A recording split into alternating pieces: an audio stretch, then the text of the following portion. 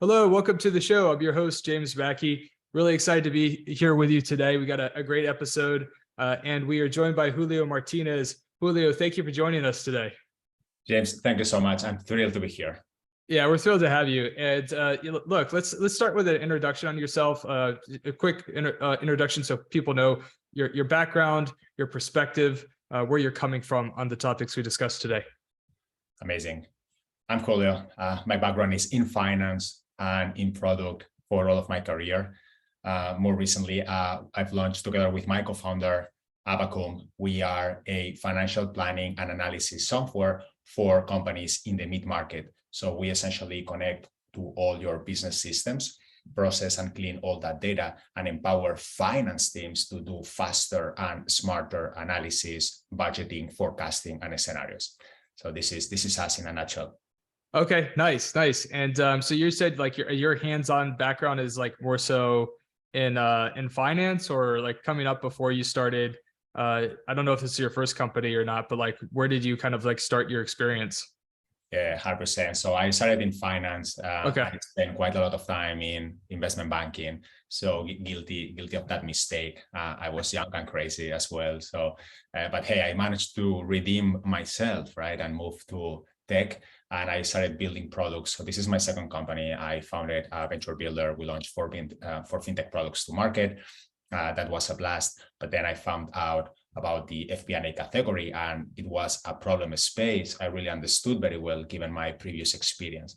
So instead of building fintech products serially, I decided to really double down on this market opportunity and really adding value to the mid-market. Obviously, in the FP&A category, you have players up market, and that's a more crowded space, but the mid-market is really bad equipped. So we are just focusing there in that segment. Sure. And so you founded the company in 2020, right? Yeah, 2020. Hey, so brave man. Starting in the middle of all that mess. Yeah, you know that. So the world was melting. So I'm married. I have 3 kids. So I remember vividly that conversation with my wife. We were 1 week into lockdown, and back then we spent 2 months at home locked down with our 3 kids. And 1 week into it, I told her, yeah, I have this amazing idea. We're doing this and, launching that. So, I almost sleep on the couch for a few days. No, for sure. Yeah. Hey, you know what we need in addition to a pandemic and 3 kids? Let's also start a company. That sounds like a lot of fun. Right. That's awesome. Well, it's going quite well. I mean, you're, I think around, from what I saw on LinkedIn, around 100 employees. Is that right? Yeah. Something like that. We've been growing, I think, on the back of a very clear problem and a very clear pain that we are solving for our customers. And I think also the pandemic and the more recent crisis that we are living in the tech world has also been helping us to get tailwinds. All right, and you raised a pretty significant Series A, right? Like 25 million. Yeah, 25 million Series A. Nice. Yeah. That's a big Series A. Yeah, so we are proud of that, growing fast, and then obviously charging the car with fuel to continue on that growth trajectory.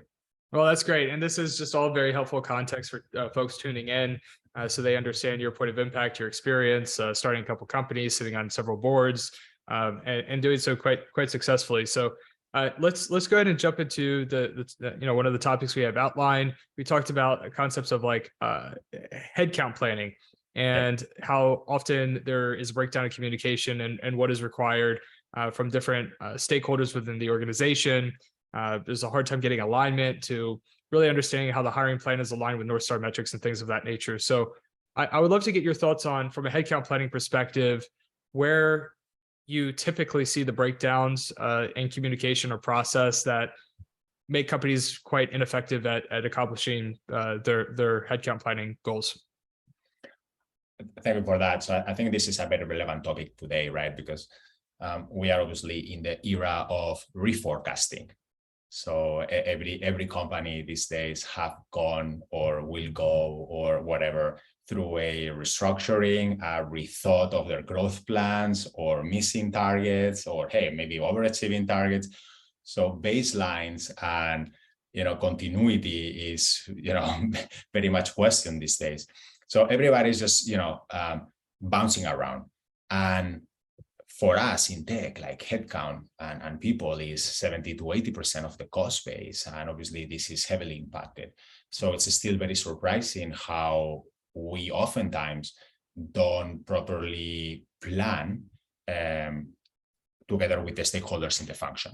So I think it's a very critical point in time that we're talking about headcount planning, where every company out there is thinking of reforecasting or getting better accuracy and getting more control and a better grip on how to run the business and how to run it tightly. So where we see usually the breakdown is in 2 points, right? The first one is having a single source of truth for that planning ambition, how to plan. And obviously companies will have an HRIS, so that's going to be HiBob, Bamboo HR, Rippling, some others, that's fine. They will have some database there. They also have the ATS, so candidates in motion. But usually the planning happens in those spreadsheets that, will end up with many versions. People end up touching versions that, were not the latest. And it's very difficult to concentrate all the headcount planning information in a single place. So first of all, teams really struggle there, and we see a lot of difficulties. I think that almost more importantly, people teams struggle to collaborate effectively with other stakeholders in the company. So there is no clear, oftentimes what we see is clear workflows that make you connect and engage with sales, marketing, finance, other functions, so that you can really centralize this process of headcount planning. And that can be in a monthly reforecasting process. It can be in the annual budgeting process that usually takes place in October or November. But oftentimes this collaboration circuit is really broken. So teams end up, using a massive spreadsheet, Excel, and then breaking that down into 20, 30 Google Sheets and share that across different teams, and trying to keep track on, what was the headcount request, why and how you justify that, assigning random tasks. So it all becomes operationally very, very messy, instead of having, finance teams and HR people teams really collaborating on what's meaningful, right? Working and partnering with the business in attracting the best talent and retaining the best talent.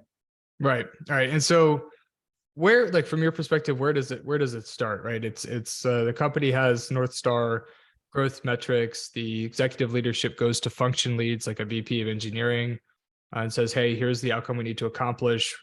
Let us know who you need on your team in order to do that. Just like, where do you specifically see those breakdowns happening? And then like, how do you, like, what are your suggestions for companies that want to clean this up to make sure that there's better alignment? Totally. So for our customers, what happens is that what we see it's more difficult for them to match is top-down planning with bottom-up planning, which is precisely, James, what you have highlighted. So, the board, the management team will go out there and say, okay, these are the targets. So let us know what you need. You usually go with some targets, but some constraint as well, right? So you go with product development targets or ARR targets or whatever, but also with some efficiency metrics, especially in this world, that really constrain the headcount that people can acquire. And then bottom up, they try to figure out whatever. But again, this is living in 2 separate models and in 2 separate conversations. So really matching both, it's like the broken telephone. So people really struggle there, and planning cycles get really elongated. And this has been our experience with, I would say, the vast majority of our customers that are heavily using headcount planning. So I think what's important there is to invest in automation. So to have an automated database, single source of truth. And obviously this is something that we do, and there are other solutions that do something similar, right? So you can actually have all your data clean and always updated, easily accessible by everybody in the company. And then you understand very well, hey, this is the ARR target. So what's the sales capacity model? there will be this conversation which is bottom up or top down until you reach to an agreement of certain resources that make sense to hit certain ARR targets. The other piece is very important, to enable the function to collaborate, right? To run structured workflows so that the people team and the finance team can easily gather input and collaborate with all the stakeholders in the company. And that is usually pretty broken, to be honest. Yeah, for sure. And I think that that's like a good segue into kind of like talking more so about like the budgeting aspect. I would love to talk about like the breakdowns there, because we talked in the prep call a lot about like budgeting and how this kind of correlates to what we've already discussed with workflows and alignment. But how do you see like budgeting fitting into all of this, and where do you see like areas for improvement when it comes to budgeting correctly? That's a great question. So I think we tend to underestimate how powerful budgeting, but also agile reforecasting.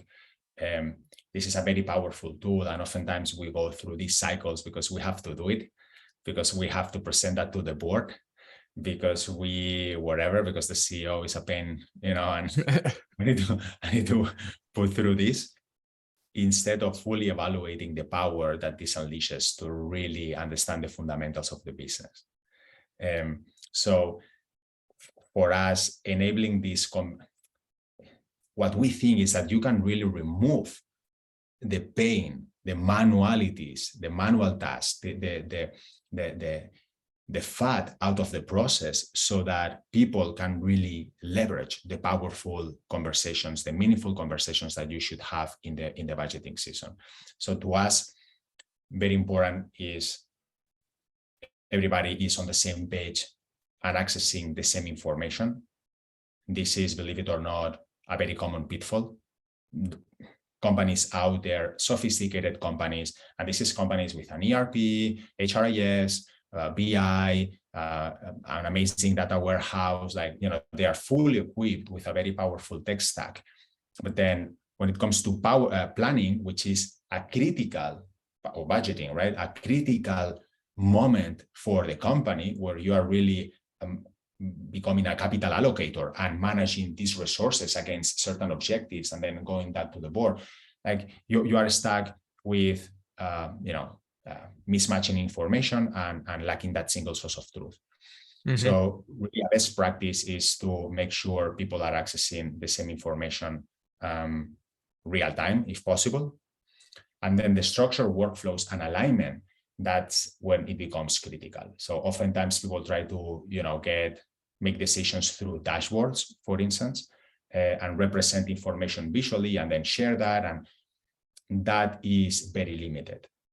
So what really matters is to have a structured workflow where you can easily share information across the company to, say 10 departments, and then 10 product managers with different product lines, and potentially 10 associated P&Ls, or different regions and geographies. So you can really break down all this information into operational KPIs and financials, and then share that and gather input and challenge back, and have that conversation all centralized in one place, and record the decisions that were made, because that later on down the line, people will have forget.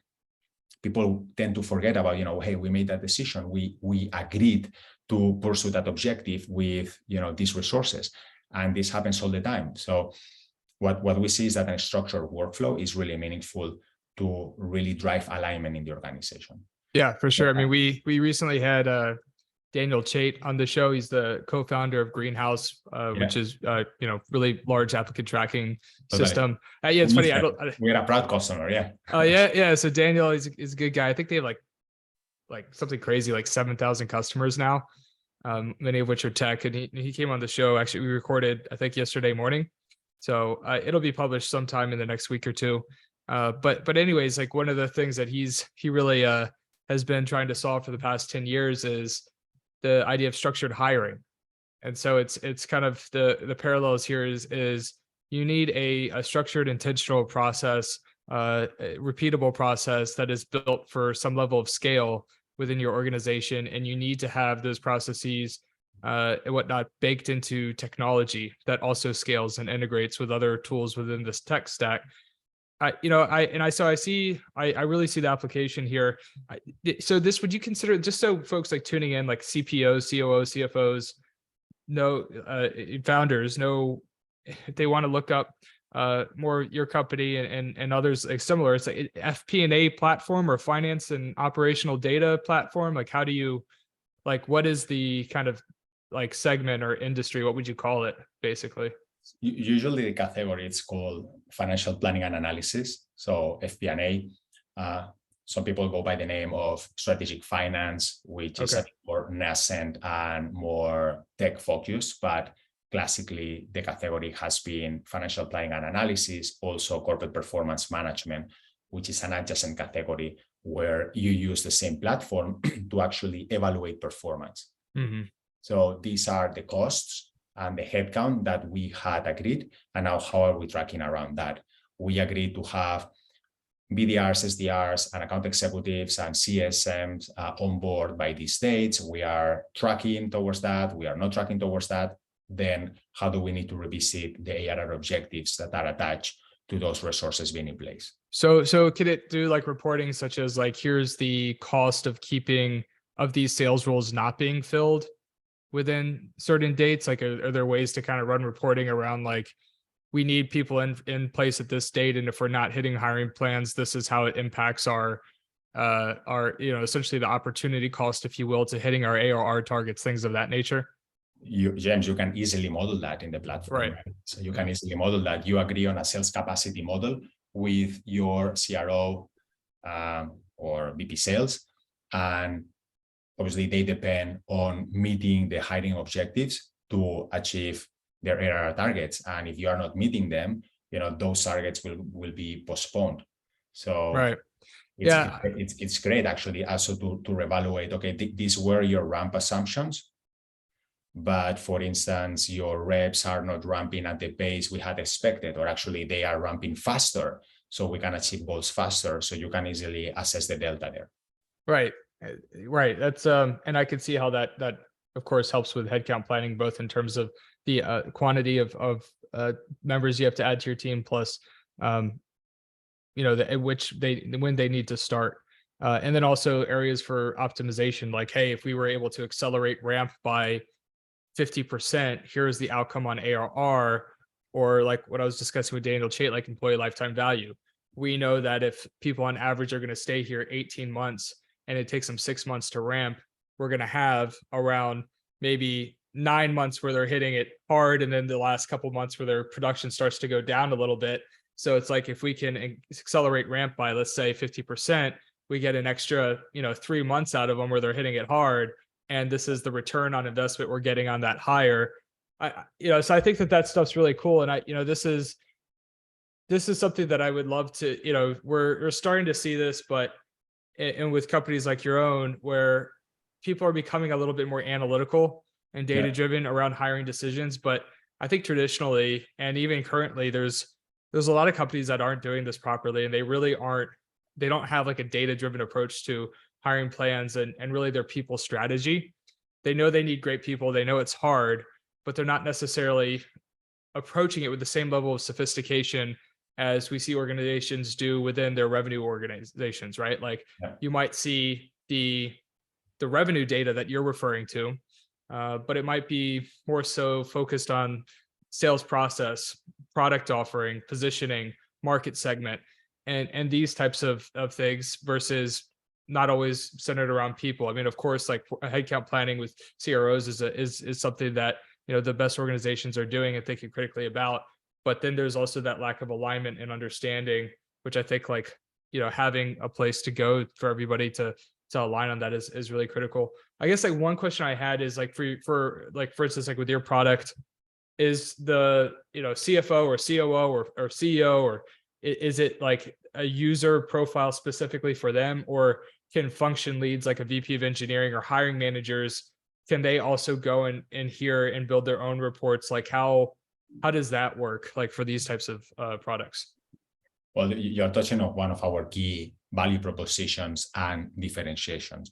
So to drive that alignment in the organization, we are big believers in collaboration. And it's not an anarchic collaboration. Again, it's through structured workflows. And that essentially means that you need to be very engaging with your stakeholders across the company so that they get into the platform and analyze the data with you. So to that end, you need to meet a couple of objectives, right? First of all, you need to be very strong in bringing all these operational KPIs. That's why we connect with the data warehouse, with the BI solution, with the HRIS, with the CRM. So imagine Salesforce, Looker, Snowflake, Bamboo HR, Greenhouse. We connect with all of them, and then you have all the data that you need for your planning exercise at your fingertips in Abacum, instead of a multi-version spreadsheet where everybody gets lost, and then from Excel to Google Sheets, as I was mentioning before. So to your point on making planning more data-driven for headcount data, this is very important. I think this is the foundation to then layer on top a top-notch hiring process. Right? So obviously we don't do the hiring process, and this is something that an ATS would do, but the underlying planning exercise is very critical. And for it to be successful, you really need to be engaging and meaningful with all what we call stakeholders. So definitely the VP sales, the VP marketing, the CTO, everybody in the company has their own space. They can build their own tables, graphs, reports, but also leave information and assign a task or leave a comment to and tag the management team, the board, the people team, the finance team, everybody. So really the conversation happens there. Obviously, after that conversation has happened, then you okay, we freeze this view. This is what we have agreed. And this is where we're going to be benchmarking ourselves against. Yeah. And, I think too, like I beyond the essentially like product functionality and understanding like where companies are falling short, I would also like to dive into your own experiences as well.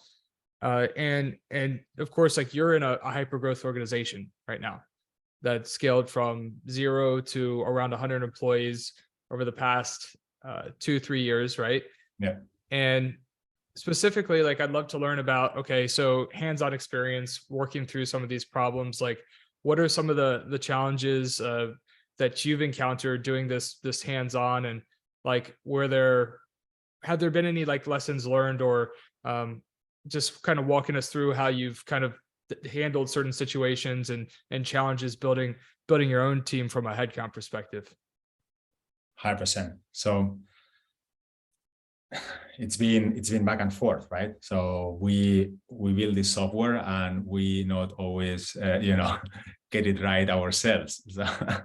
So this Right. is one of the paradoxes that some of us have. Something that I think is extremely powerful that we didn't get right, and we are starting to flex our muscles there and doing a bit better, is having a very agile forecasting process. And the reason why is because this is, at least for us, right? The environment is, and for the companies we talk to, which are many, right, in our customer base, the environment is choppy. So I was referring to that at the beginning. The baseline is changing a lot. So you don't really know what to expect really from inbound and outbound and headcount here and there. And so the environment, it's a bit, okay, my capacity to predict the future is more limited than ever before. And therefore, a budget that I did in October last year can be totally meaningless today. Actually, my forecast in February, for instance, like only 2-3 months ago, can be limited today. And people are finding a lot of surprisings. And this is the word in the street, right? At least the companies we talk to, like, oh my God. And so what we didn't do right is, getting into an agile methodology or rolling forecasting in time. So continue sticking to more classic budgeting, annual planning exercise, and then some quarterly reviews, but keeping it a bit informal and maybe more prompted by, questions from the board, or maybe my co-founder and I, our own questions, and then you do a refresher of the exercise. Instead of really being rigorous about it and more disciplined and be more, okay, what's the information that is available for us today and how that influences next month, literally. So some customers do it weekly. Some others, they do it bi-weekly. So, okay, like these are pros, right? So I admire them, and that's awesome. Hey, I'm at peace if we do it monthly, given where we are and who we are as a company and the people we are, right? So, and if with available information, we do a workflow that makes sense with the key stakeholders, and then get a more fine-tuned view on how next month looks like, this is going to be unleashing a lot of value for us. Yeah.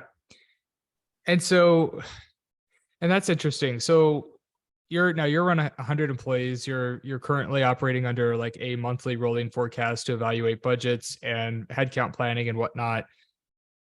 When you look at larger companies, like let's say that companies that have achieved, they're around 500 employees. So that next phase of growth, if you will, maybe mid to late stage venture-backed companies, because they're larger, are they going to be doing the rolling forecast like less often, like quarterly, or how do you see, or do you still see monthly? Are they doing it more often? Right? I mean, like, so as you see like different levels of scale, how do you see that kind of evolving as your company grows, for instance? So that's a great question, James. And that might be challenging, and I'm sure it's like very situational. So like, I'm just I'm really genuinely curious about it. Cause like, for instance, we'll have customers like right now, like we are starting to see an uptick in hiring, and we have like our, last year, the first customers that we lost were our category leading customers, right? The late stage companies with 100 million in funding, with 1,000, 2,000 employees plus, they just cut, like we lost all of those customers when the market turned, right? And like our revenue primarily shifted to early stage companies at that point in time. But what's interesting now is like, I'm having conversations with a couple of like publicly traded companies, category leading SaaS companies.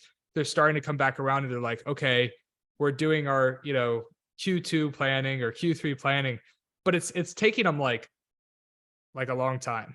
Right. And they're taking their time, and all of them, right? It's like, I don't even know if you can consider it rolling. It's just like to get everything aligned, which is probably the exact value add of like your product, right? Like, this isn't a commercial, I swear, everybody listening, but like, it's taking like a month. Like, I'll just check in like, hey, what's up guys? Like, are we ready to like, you said you needed those tech recruiters or, whatever else, like, do you want to, get them onboarded next week? Like, what do you want to do? And they're like, oh, we're still like communicating with so-and-so. So I'm just wondering, like, as companies get a little bit more complex and bigger, I wonder how they do the rolling forecast, right? And how often, and what that looks like. So that's great context. And I'm not sure it's super correlated with size, but in general, yes, we see that the higher the company, the more level of sophistication they bring into their planning process, because the exercise in itself is very relevant for them to really align company and stakeholders. So we have customers in the 200 employee range. Let's assume that one, 500 and 2,000, right? So different processes. Usually the 500, 400, 300, 400, 500, depending on your complexity in the org. So different legal entities, different countries, different product lines. So, it varies a little bit. If you are one product in one market, but just big, that might be a bit different and come a bit later. They really start getting more pressured for having a more disciplined process. Definitely when we talk to companies in the 1,000 or 2,000 employees, that is very, very acute. Right. And some of them are running it weekly or bi-weekly, actually, and they review certain numbers on a very regular cadence. They won't do a full, zero budgeting, like starting from scratch kind of exercise every month. Not at all, but definitely the key stakeholders are consulted during the process. So, like, for instance, we work with a mobility company, 1,000 employees, they're in 200 cities. So like every month, they literally run a structured workflow process with 200 city managers, and they share all the operational KPIs, and they, so mobility as in scooters or this kind of stuff. So operational KPIs as to how they are performing, but also the financials with 200 cities collaborating inside of the platform and having access to, okay, how am I performing against my objectives, not only top line, but also, my resources, my hiring, how the health of the business is working. Another mobility company, 2,500 employees, they do that monthly. The thing is that they are present in 12 markets. So they really run this process, and it's really helpful for the global finance function to really,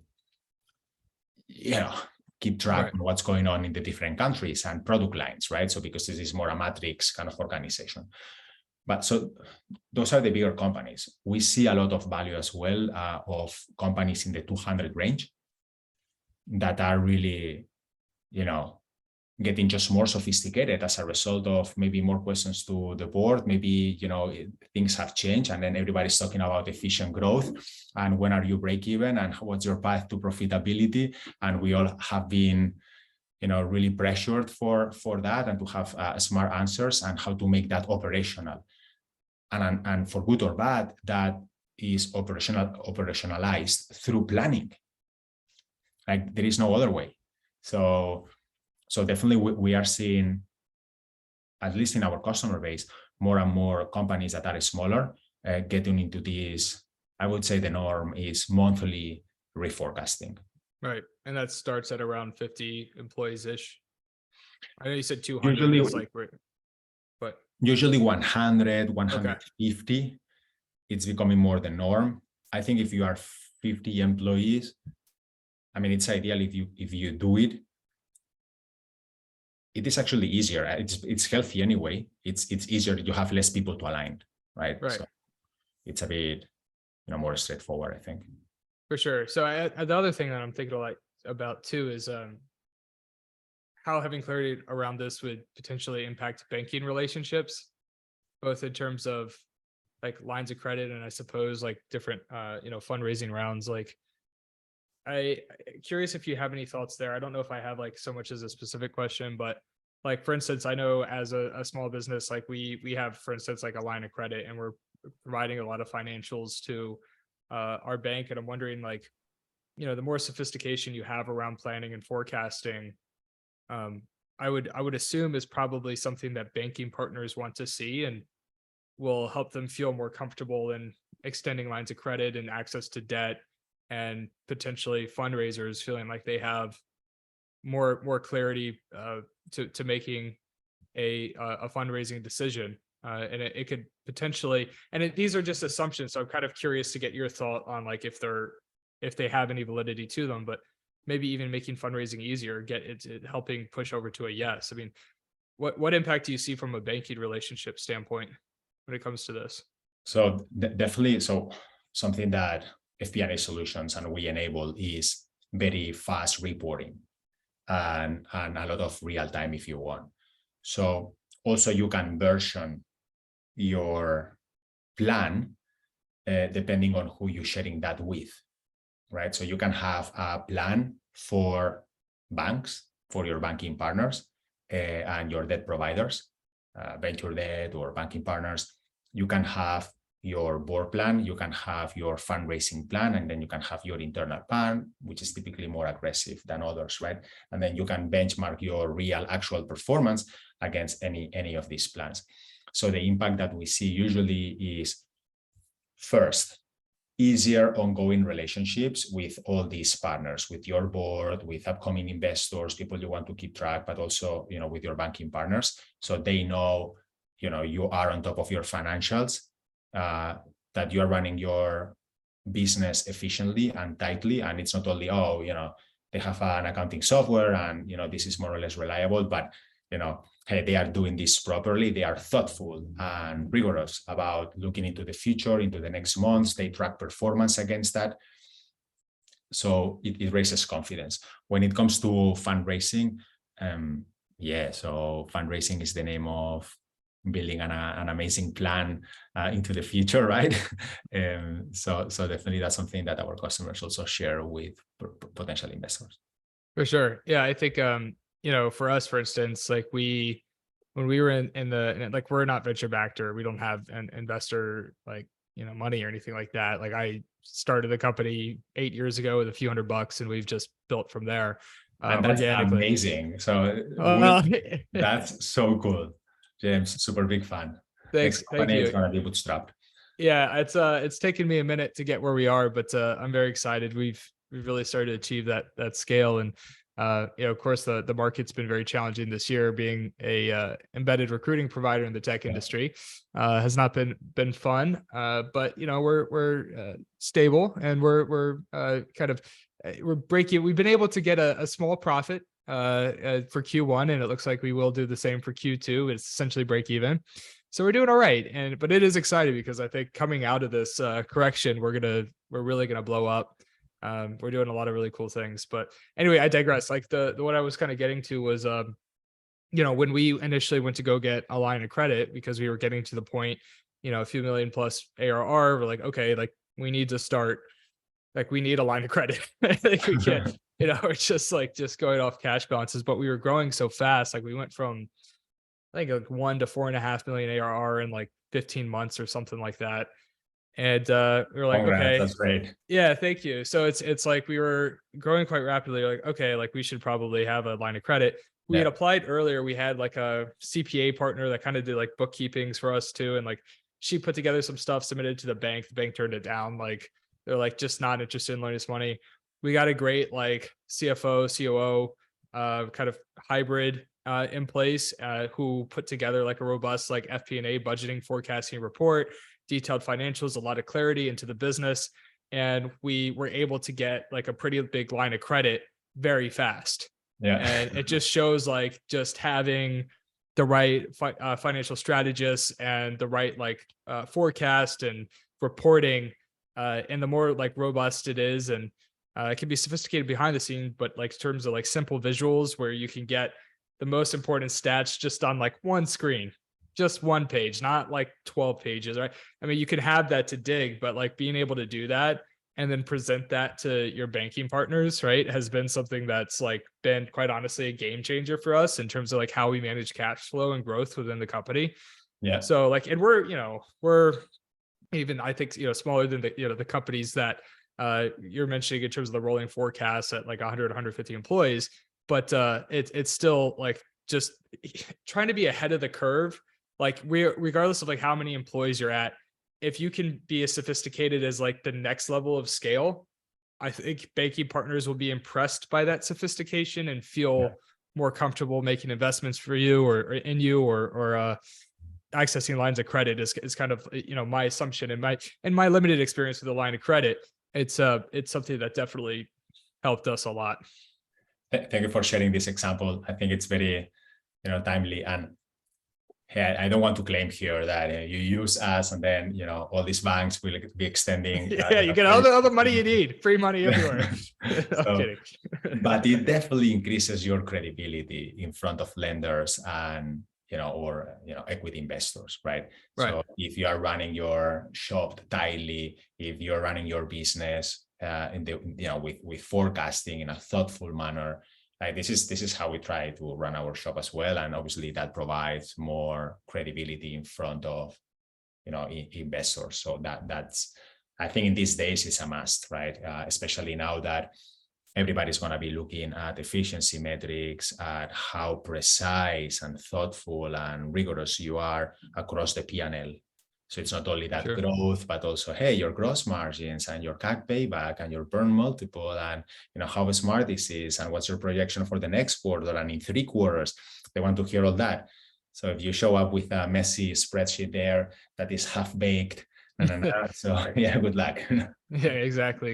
And it's you're right. Like the rolling forecast right now, or everything is so tricky. It's like like what you were saying regarding like it's hard to have a baseline. Like our data is like messed up.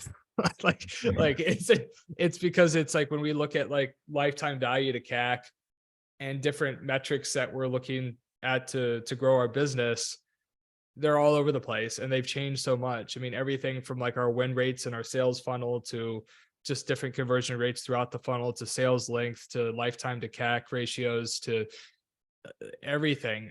It seems to be all over the place, and it's hard to get to find like the underlying like a couple of core metrics that make sense to us. And it's been interesting. Like our focus has really been to some extent just focusing on like, okay, let's look at, we can't like, sometimes overall statistics or overall stats right now are getting a little hard when we're looking at like overall company wide like lifetime value to CAC, but we're looking in like, okay, specific channels, and then looking into, all right, maybe this only accounted for X percentage of our revenue, but we also noticed that the cost of acquisition is much less. So is there a way we can optimize this channel so we can cut the higher customer acquisition channels because they're spiraling out of control right now and they're no longer attractive to us in this market? So how do we scale those like low cost channels, and can we do that in a way that's not going to increase the CAC too much? And it's been a really interesting time to dive into FP&A planning because it's wild. Things are just changing at such a rapid clip.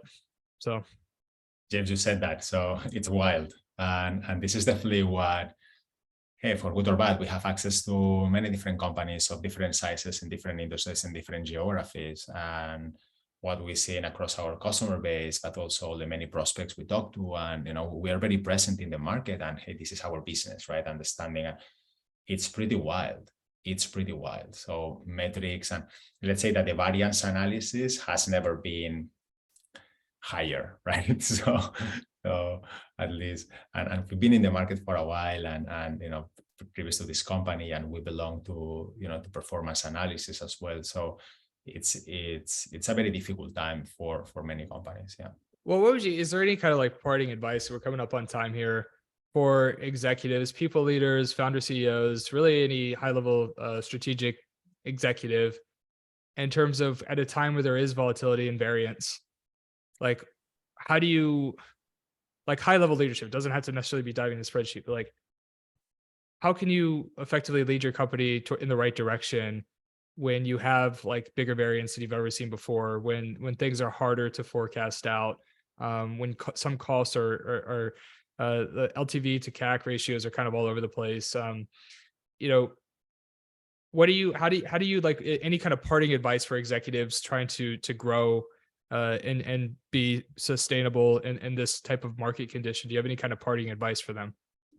Yeah, definitely. So something that everybody's focusing a lot to, but definitely something that we are very adamant, is building a culture of experimentation. So when variance is so high, when the baselines that you get, you look back to your last 18 months, and that's a must. So look back to your 18 months, and then you realize this is all over the place. The question is, okay, now what's coming next? And yeah, you can embrace agile forecasting. That's a very recommended practice, and review your metrics as a team, in the management team, in the leadership team, every month, go deep, understand. But you cannot stop at acknowledging, oh, we are off, we are up, or we don't understand. You need to make experimentation very systematic. And I think a lot of people really talk about experimentation, but we really see only a few companies doing it properly and in a very scientific and rigorous way.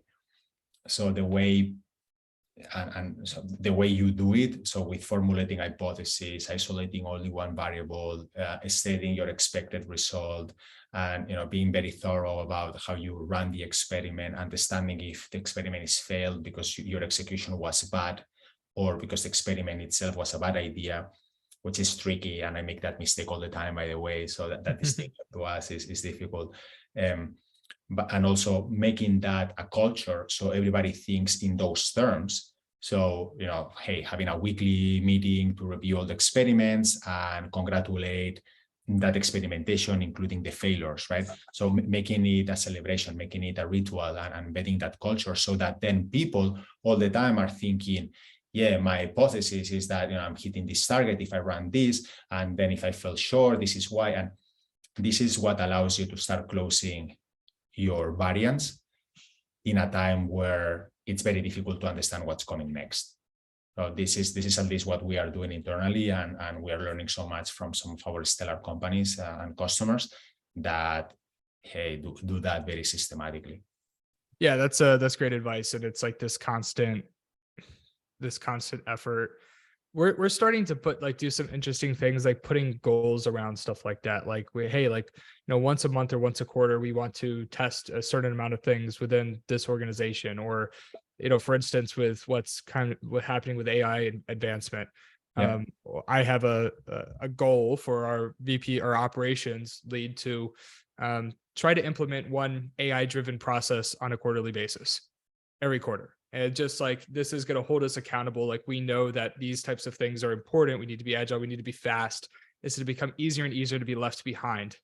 Yeah. And we have to kind of push ourselves. So I think, like, when it comes to experimentation and optimization, efficiency gains, things that are going to improve the experience for customers, improve internal efficiencies, cost savings, whatever it might be, employee experience, really setting targets in terms of implementation of something ideally new and improved. And, it's to me, I think, like, setting even some metrics around concepts of like experimentation, inductive reasoning, right? Essentially the scientific method around like, how are we going to, improve, and then putting that in a tangible outcome result of like, hey, we want to try to get some type of efficiency gain here within the next 3 months. That's the goal. So let's figure out where is there any high leverage win, or even if it's just a small lead bullet laying one brick, like, let's just try to lay a brick in a consistent rate, right?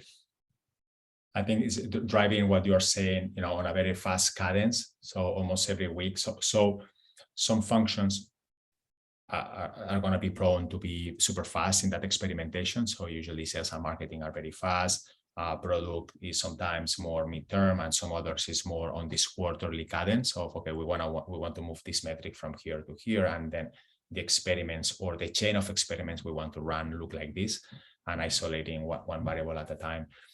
But even in onboardings, right? So, hey, we are onboarding customers in 3 weeks. So our hypothesis is that if we do A, we are able to onboard customers in 2 weeks. So, okay, you do A, and hey, it's not really 2 weeks yet. Fine. So let's do B, and until you are moving closer and closer to your objective. And then that's why you include templates. That's why you include a Slack channel to work with your customers and unblock them if they have an issue. And so you start, putting and layer those bricks that you are mentioning, because usually, at least in our company, one experiment usually don't bridge the full gap. Yeah, for sure. I think, like, one parting piece of advice that we do at SecureVision that might be helpful to some leaders out there is, we literally have process playbooks for every single part of our business. Everything is documented and process oriented. And it's not even the stuff that's baked into technology. We still have Google Docs, which I don't know if you have a thought on that, like, that's too old school or whatever, but like, we have it baked into technology, but we also have like process playbooks on Google Docs. And our operations team is periodically checking in with like other function leaders to say, okay, what's the process? How has it evolved? How has it changed? And leaders within the organization are also like, required to keep those up to date with any changes, but we have that check and balance of operations also going in to make sure that everything is kind of up to date, if you will. And that's also been very helpful, not only from like being able to do some, experiments and testing, but it's been very helpful in terms of preventing knowledge gaps should somebody leave the organization. Constantly keeping those process documentations allows to ensure that it's a consistent experience for customers, particularly, right, as well as internal employee experience. Make sure that momentum isn't lost. And then too, it's usually accelerates onboarding. If somebody can come in and there's a clear process documentation for everything that they're doing in their job, and it's like step by step, like writing it for the perspective of like, if we had to hand this to somebody and we couldn't explain anything, could they do their job effectively? And so just having that level of documentation has allowed us to move faster, provide better experiences across the board, prevent knowledge gaps, increase the speed of onboarding. It's overall been very effective for us. And also it gives us chances to look for automation too. We like look through the process playbooks and we're like, okay, like which one of these tasks do we feel like, where can we do a better job baking this into technology? Right. And allowing our people to like, what is the most strategic parts of this process, right? That really need a human like understanding or hands-on approach versus what's the stuff we feel like we could just automate with tech, right? It allows us to have like that lens, if you will, in our business, which has been really helpful.